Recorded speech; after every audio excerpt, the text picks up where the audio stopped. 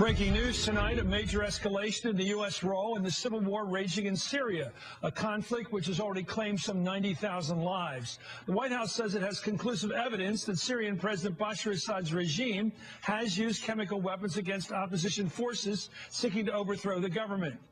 The White House says that Syria's use of these weapons crosses what President Barack Obama has called a red line, triggering greater American involvement in the crisis. In a statement tonight, National Security staffer Ben Rhodes says, quote, following on the credible evidence that the regime has used chemical weapons against the Syrian people, the president has augmented the provision of non-lethal assistance to the civilian opposition and also authorized the expansion of our assistance. Going on to say that, quote, the United States and the international community have a number of other legal, financial, diplomatic, and military responses available. On a conference call with reporters, Rhodes, the NSC staffer, said the assistance would include military support. But he said the administration has not made any decision to pursue a U.S. military operation itself, like a no-fly zone. NBC White House correspondent Kristen Welker joins us now. Kristen, what are we going to do for the rebels? Well, it's still not completely clear, Chris. What we do know is that the United States will ramp up its military assistance to the rebel forces. That is what we know.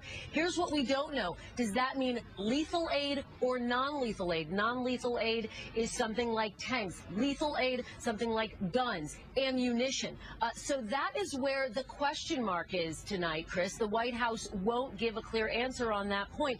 And that's where Senator John McCain comes in. He has said that he wants to see the administration deliver lethal assistance to the Syrian opposition forces. He has also called on the Obama administration to create a no-fly zone. And as you just pointed out, when White House officials were pressed on that point, they would not answer, just saying that they are still considering a number of contingency plans moving forward, essentially trying to ramp up the pressure on President Bashar al-Assad to step down, to ramp up the pressure for a political resolution to what has claimed more than 90,000 lives now in Syria.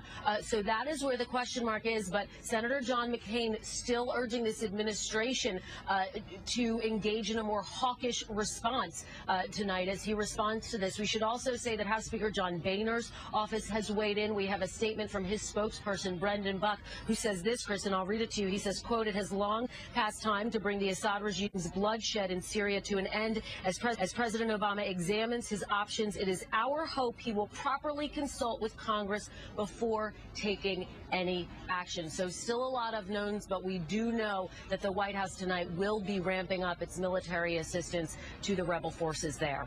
Chris? Do you know, is it all about the red line being crossed? It is, to some extent, Chris. Remember, President Obama came out several months ago and said that his red line being crossed would be the use of chemical weapons. So the administration tonight confirming that they have corroboration that chemical weapons have been used, sarin gas, among other things. Intelligence officials estimate that between 100 and 150 people have been killed with the use of chemical weapons. And the administration underscoring the point that they do not believe that chemical weapons have been used by opposition forces. So they believe that this is something that is solely being waged by the Assad regime. So that is what has really forced President Obama to change his calculation, to change his policy towards Syria tonight. But again, the pressure has really been mounting on all sides, Chris. It's not just the use of chemical weapons. It's the report by the UN today, which found that more than 90,000 people have been killed. And it's the voices on the Hill who have been calling for this administration to engage, to ramp up its response to what's happening in Syria. Now, President Obama heads to the G8 summit in just a few days. He's going to meet with his allies during that conference, and he will be pressuring Putin of Russia to really increase the pressure on Assad. That is what the United States is hoping will happen. They're hoping that Russia will really ramp up the pressure and be sort of the final thing that causes President Bashar al-Assad to step down. Okay, thank you much, Kristen. Welcome for that hot news. More on that. Let's go to Capitol Hill. We have Senator Chris Coons of Delaware and Representative Jim McDermott of Washington, both Democrats. By the way, John McCain, perhaps the Senate's strongest hawk, pushing for U.S. intervention in Syria, broke the news tonight about the White House escalation before the White House did. This was McCain tonight on the Senate floor. Let's listen. In just a couple of minutes, the President of the United States will be announcing that it is now conclusive that Bashar Assad and the Syrian butchers have used chemical weapons. The President also will announce that we will be assisting the Syrian rebels in Syria by providing them with weapons and other assistance. According to NBC's Kelly O'Donnell up on the Hill, sources on the Hill say the White House began advising congressional officers earlier today that the president would be acknowledging Assad's use of chemical weapons and stating they would help arm rebels. Well, McCain told reporters just off the Senate floor that he was informed about military support to Syria, saying, quote, "I was told that by several reliable sources, whether it's true or not, we will find out. If it's not lethal aid, then it is even a worse mistake. I was told it was going to be lethal. AK-47s don't go very well against tanks." Well, McCain also put out a statement via his office saying, quote, "U.S. credibility is on the line. Now is not the time to merely take the next incremental step. A decision to provide lethal assistance, especially ammunition and heavy weapons, to opposition forces in Syria is long overdue. But providing arms alone is not sufficient. That alone is not enough to change the military balance of power on the ground against Assad. The president must rally an international coalition to take military actions to degrade Assad's ability to use air power and ballistic missiles and to move and resupply his forces around the battlefield by air. This can be done, as we have said many times, using standoff weapons such as cruise missiles." Speaker John Boehner's office urging the president tonight, we'll get that later, but there it is, to consult with Congress before he makes any decisions. Quote, "It is long past time to bring the Assad regime's bloodshed in Syria to an end as President Obama examines his options. It is our hope he will properly consult with Congress before taking any action." I'm looking at this. Let me go to Senator Coons. Now, this is the challenge I look at. I try to look down the road, perhaps beyond where John McCain looks, and I see this problem in Time magazine this week. Here's what's coming from Putin. Putin said Russia has not yet realized its plans to deliver advanced air defense systems to Syria, fearing that they would, quote, "disturb the balance in the region." And now here's McCain calling for a change in the balance in the war. If we go in with heavy weapons, if we go in with a no-fly zone of whatever construction, aren't we daring Putin to go in with his state-of-the-art defensive weaponry, which will be used against our planes and our attempt to get involved from our side? Well, Chris, I do think that we're in an absolutely critical moment where we need to up both the diplomatic pressure against Russia as well as against Iran and Hezbollah, their ally in the region, and we need to increase the military support and the humanitarian support that we're providing for the Syrian opposition. You raise a valid point.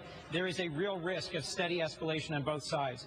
But after this clear red line laid out by our president has been crossed by Assad, it is, I think, time for us to act, long past time for us to act. And I think it is possible for us, working with regional allies, to find ways to deliver support to vetted elements of the opposition such that these weapons will not inevitably fall into the hands of extremists or jihadists.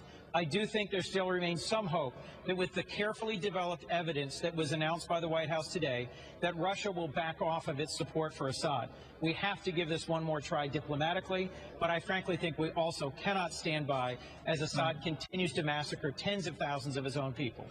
Okay, let me go to Congressman McDermott. So we go into Iraq to knock off, well, we knock off a Sunni government to put in a Shiite government.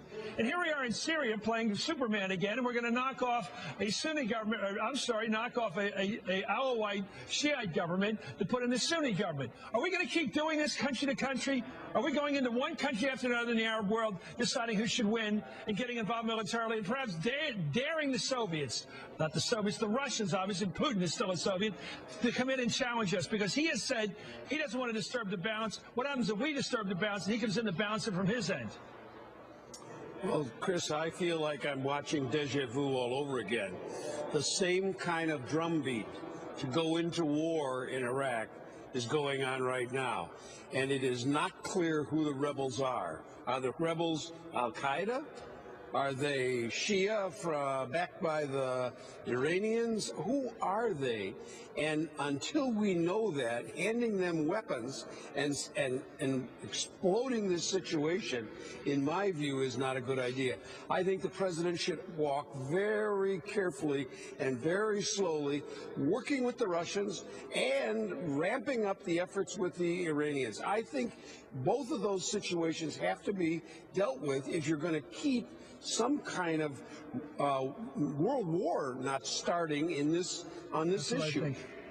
You know, I sometimes think the neocons' greatest dream is to get back into the Cold War. And here my concern is, Senator, let me go to you, Senator Coons.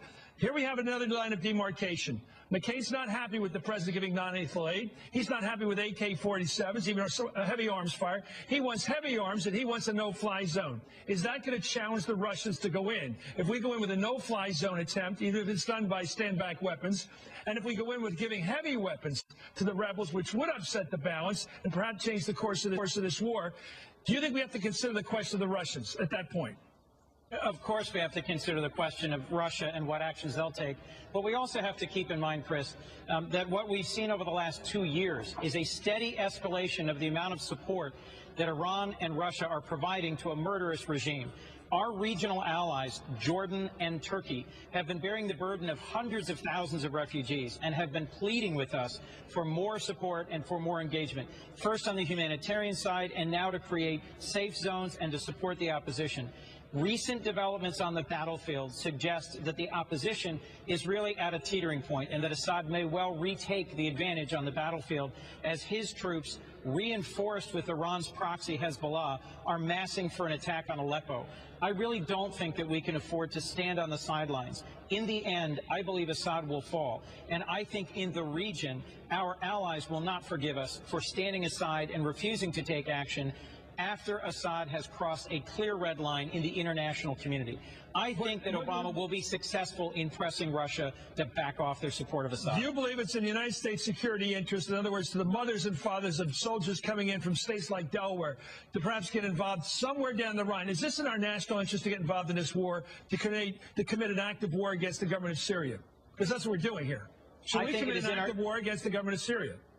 I think it is in our national interest to stand up for the very folks we have recognized as a country as the legitimate representatives of the people of Syria, and to stand up for our regional allies and for our core values. We have allowed this to go on year in and year out because of our concern for American service people, for the families who send their sons and daughters to places like Afghanistan. But honestly, Chris, we can't afford not to. I hear you. Senator Coons Chris Coons from Delaware. Thank you. U.S. Congressman Jim McDermott of Washington State. Coming up.